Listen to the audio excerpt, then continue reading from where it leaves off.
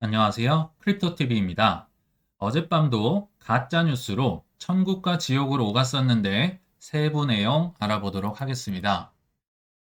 어제 나스닥이 떨어질 때는 마이너스 5%, 올라갈 때는 플러스 4.5%까지 그래도 나름 덩치가 큰 지수인데요. 이게 10%를 위아래로 왔다 갔다 하는 굉장히 다이나믹했었던 하루였습니다.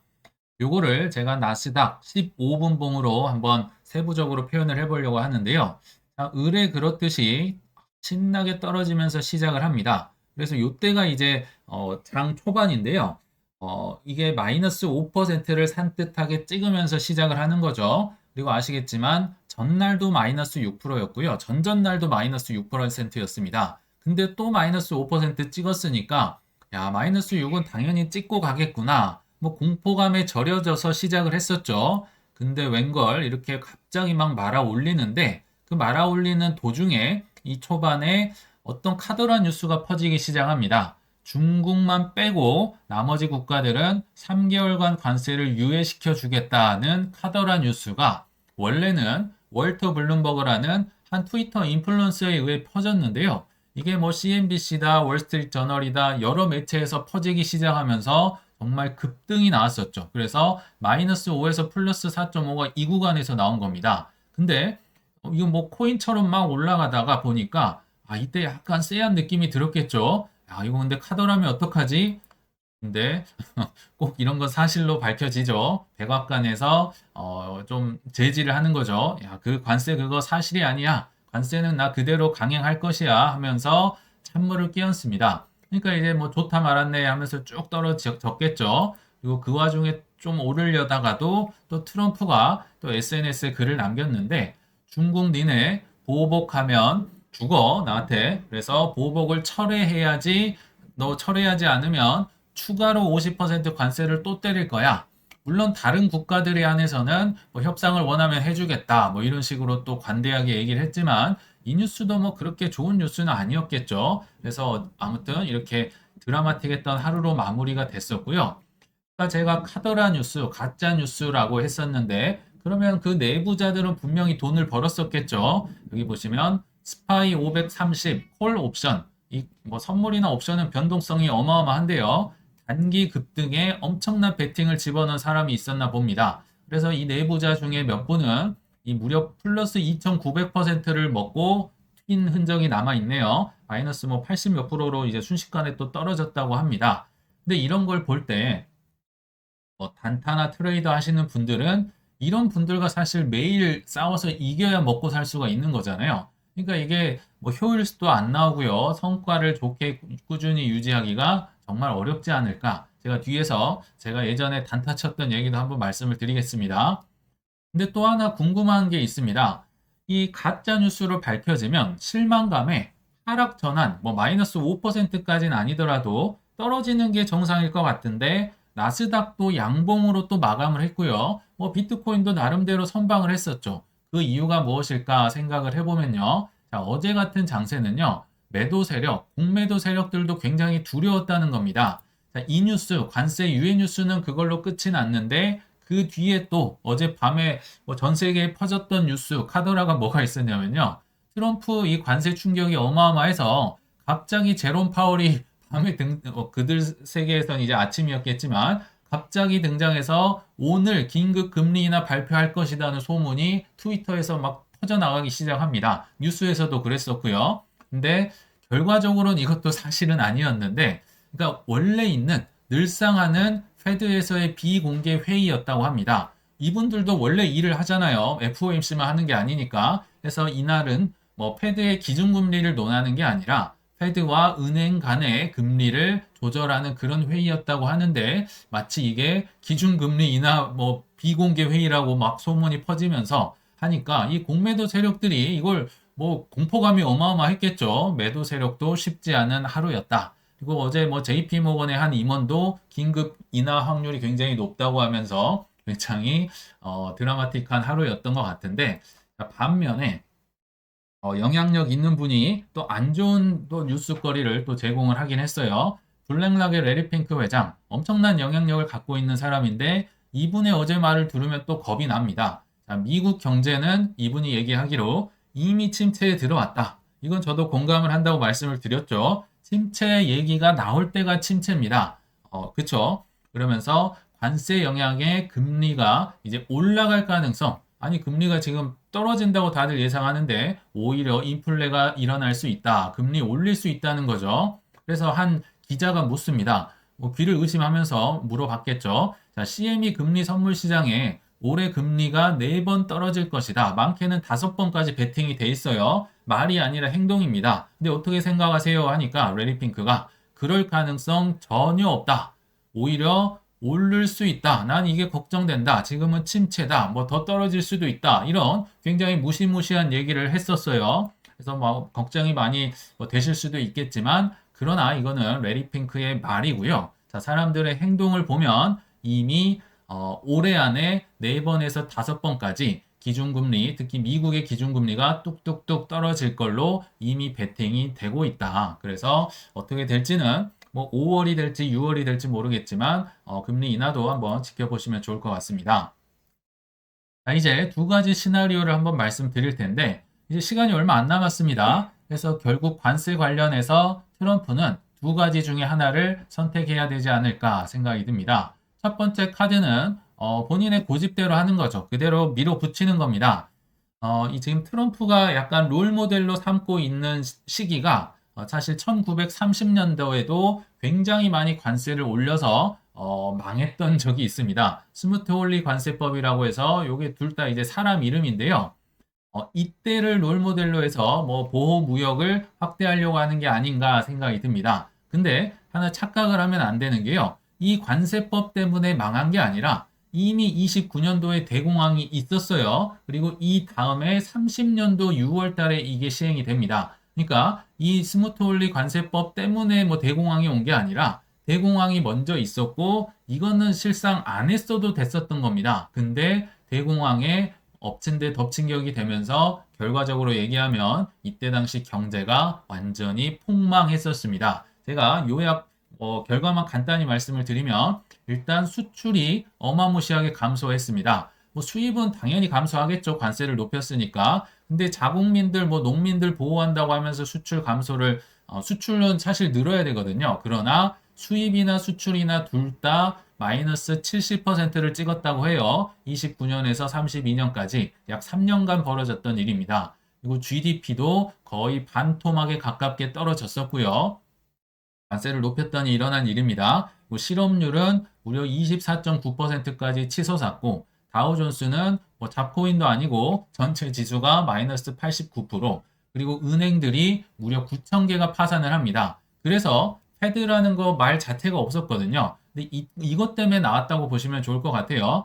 그래서 아무튼 트럼프가 이렇게 강행을 한다. 결국은 세게 망한 다음에 서야 이제 뭐 양적 완화를 한다든지 유동성을 풀고 금리 인하를 하고 뭐 약달러로 가고 이런 시나리오로 갈 가능성도 있다고 생각이 듭니다.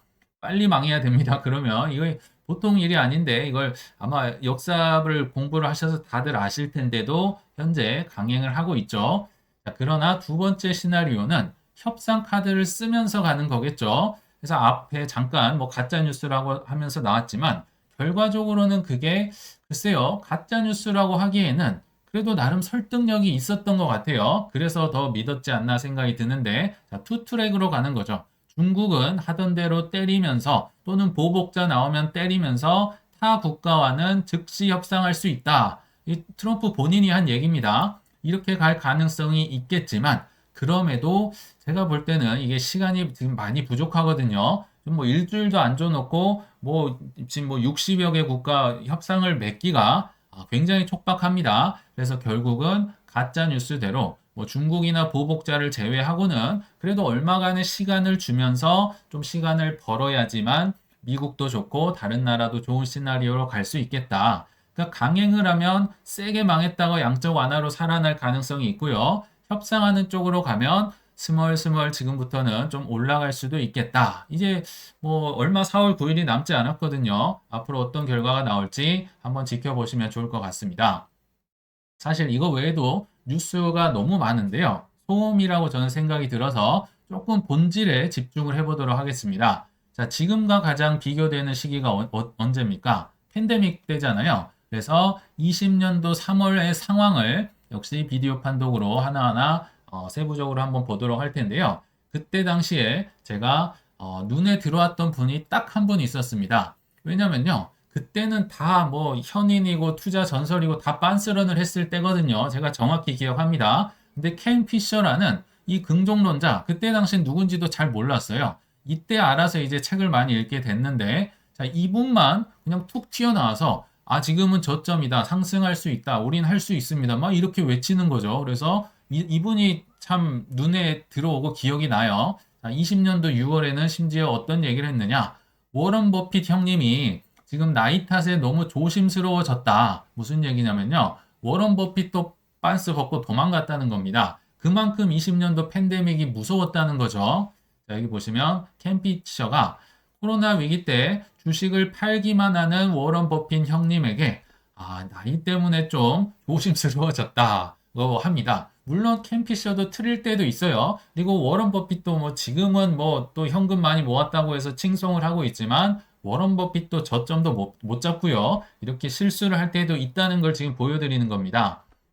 그래서 이때 아마 기억나실 겁니다. 워런 버핏이 뭐 모든 4대 항공사 주식을 전량 매도를 했었고 금융주도 일부 매도를 했었습니다. 근데 이거는 당연한 수순이었어요. 왜냐하면 뭐 집 밖에를 못 나가는 판국에 해외여행이 웬 말입니까? 당연히 항공사 주식 성과가 엉망일 것을 예상을 하고 전부 다 팔아버렸었죠. 근데 이 워런 버핏이 팔고 나서 한두 달 뒤에 저점 대비 90% 이상 급등했다고 6월 기사에 나와 있고요. 그 뒤로는 더 많이 올랐을 겁니다.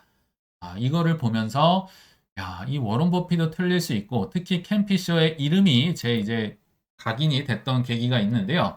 당시에 이거 제가 경험을 뒤에 말씀드리겠지만 단타를 열심히 치고 있었습니다. 근데 그 와중에서도 야, 켄 피셔 대단한데 멋있는데 한번 이분의 책을 많이 읽었던 계기가 됐던 것 같아요.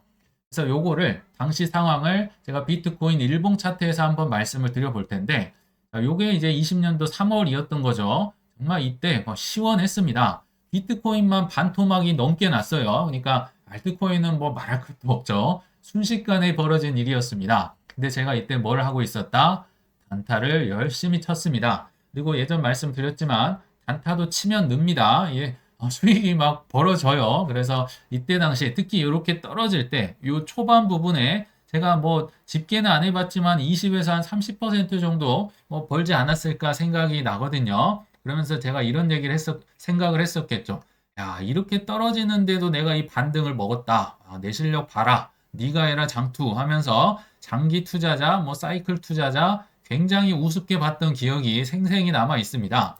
당시 증거가 있어야겠죠. 제가 이 단타의 산 증인입니다. 뭐 3월 10, 뭐 10일, 12일 막 사서 3월 13 뭐 이렇게 팔았었죠. 뭐 페이지가 몇 페이지가 있어요. 뭐 큰 돈으로 한 건 아니지만 계속 샀다 팔았다 하면서 야, 싸게 사서 비싸게 팔려면 싸게 사서 비싸게 파는 거 내가 했다고 하면서 굉장히 의기양양했었는데 이때 당시를 좀 넓은 관점에서 보도록 하겠습니다. 아까 그 뭐 반토막 나고 힘들고 어쩌고 하는 게 어디에 있다고요? 여기 동그라미 안에 있네요. 정말 코딱지만한 여기에서 제가 뭘 했다고요? 빠바방 뭐 저점을 샀다가 고점에 팔고 싸게 사서 비싸게 팔고 어마어마했죠. 뭐 이때 뭐 내가 최고다. 역시나 짱이야. 뭐 맛있는 거 사 먹어야지. 뭐 이랬었겠죠. 근데 불과 1년도 안 돼서 그리고 저는 올해 당연히 지금은 강세장 중의 조정이고요. 지금은 뭐 1년도 남지 않은 거죠. 이때 당시도 1년도 되지 않은 시점에서 어마무시한 드라마틱한 반등이 나왔었죠. 이때 제 기억에 비트코인이 한 550만 원 정도 했었거든요. 근데 이때 기억나시죠? 둘 다 8천 뭐 한 400만 원, 8천 뭐 한 800만 원 이렇게 올랐던 것 같아요. 못 가도 한 13배 뭐 이렇게 갔던 거죠. 그러니까 장기 투자자들이 이때 당시 저한테 무슨 말을 하는 것 같았냐면요. 너 뭐 하고 있어? 굉장히 제가 창피하고 막 민망하더라고요. 여기서 막 10%, 20%, 30% 먹었다고 좋아하고 있는데 그냥 가만히 있으면 뭐 14배, 5배. 그리고 알트코인은 뭐 정말 수십 배였습니다. 이때 아마 다들 들어오셔서 기억나실 텐데.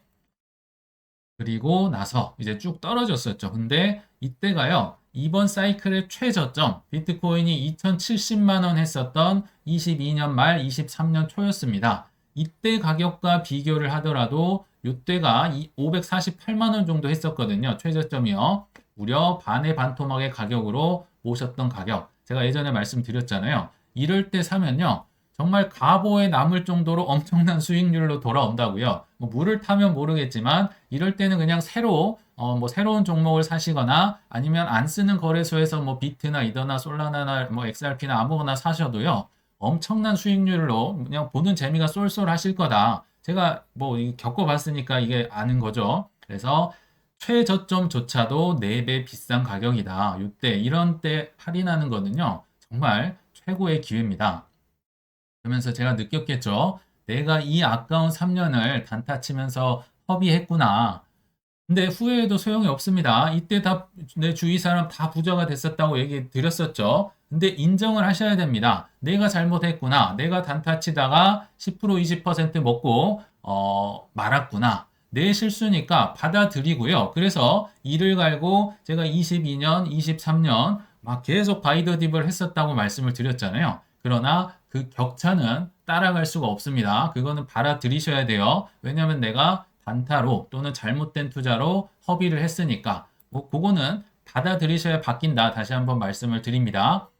그러나 당시에도 이번엔 다르다면서 빤스런을 하시는 현자들이 아까 워런 버핏도 있었죠. 또 다른 분, 제가 언론에서 숱하게 봤던 분입니다. 헤지펀드의 대부, 전 세계 헤지펀드 중에 가장 큰 헤지펀드를 운영했던 레이 달리오, 뭐 전설이죠. 근데 저는 이때 기억이 생생히 납니다. 코로나 이후에 지금 20년도 얘기입니다. 미국은 쇠퇴하고 중국이 패권 잡는다. 미국 쇠퇴 틀렸고요. 중국이 패권 틀린 것 같네요. 그리고 이때 공포가 얼마나 심했냐? 우한 코로나로 경제 공황이 닥칠 수도 있다.